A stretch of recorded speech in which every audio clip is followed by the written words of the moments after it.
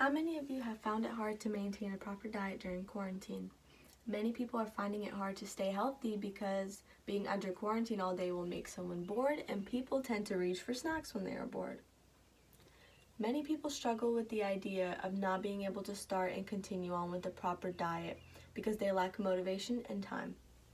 Being under quarantine gives people a lot more free time, which will make it easier to pick up on a new and healthy habit. I have used a total of 3 outside sources to compile my speech today, and those are titled Not So Healthy Health Foods by WebMD, What Are the Benefits of Eating Healthy by Medical News Today, and the 10 Best Healthy Eating Quotes by Psychology Today. I will be going through 4 steps in how to ensure you are having a proper diet. By understanding the proper dieting rules, you will be in a better position to start and maintain a healthy diet. The first step is measuring the size of your portions to your height and weight. This is the period in which you measure your weight and height to know how much you need to eat. People that are taller and bigger have to eat more food than someone who is smaller and or shorter. It is best to pick out the proper portions for your meals because without the correct portions you will end up under and or overeating. For example, overeating can make you sick because if you eat too much food, you will feel bloated and you will have stomach aches. And another example is that undereating can make you sick as well because that will leave you with a lack of proper nutrition. The second step is gaining knowledge on healthier food. This is the period in which you learn which foods are actually healthy for you. Natural foods are usually healthier than processed foods. Organic fruits and vegetables are healthier than non-organic ones because those have chemicals that ensure their freshness in grocery stores. Cooking at home is healthier than going out and getting a meal somewhere. Not only does cooking involve fresh ingredients, but it is cheaper overall. Many restaurants also serve unhealthy food because they use a lot of butter and sugar for it to taste better. There are also many foods that people think are healthy, but in reality, they are not. Foods that are sugar-free are not healthy and are actually known to be linked to weight gain problems.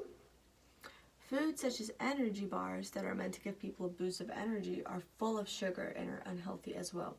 All of that sugar is what is giving people a burst of energy.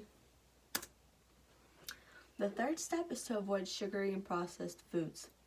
This is the period in which you learn that sugary and processed foods are extremely unhealthy. Many processed foods such as jarred sauces, frozen meals, and snack foods are unhealthy because of the high amounts of sugar and sodium they contain.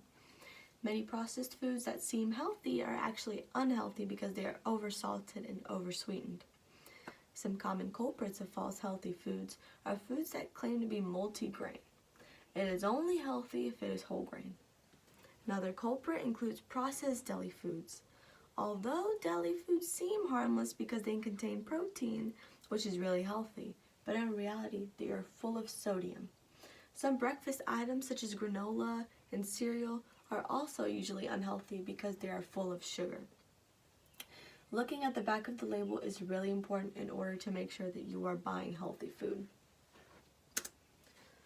The final step is creating a personalized meal plan. This is the period in which you plan out your eating plans and habits for a short term. It is important to start with a short-term meal plan goal because a long-term plan could be hard to keep up with. Proper meal routine will make it easier to instill the habit of eating well. Routine will make you feel secured with the plan and you will be able to get used to eating healthier faster. Routine is also easier to remember and that will make it easier for you to keep up with. Overall, the steps to eating healthy during quarantine can be described in 4 steps. Measuring portion size to weight and height, gaining knowledge of healthier foods, avoiding sugary and processed foods, and creating a meal plan. By knowing the 4 steps, you'll be able to have a better understanding of what goes into a proper diet and how to maintain the diet over a short-term and long-term period. I will leave you with the famous quote by St. Francis de Sales. The spirit cannot endure the body when overfed, but if underfed, the body cannot endure the spirit.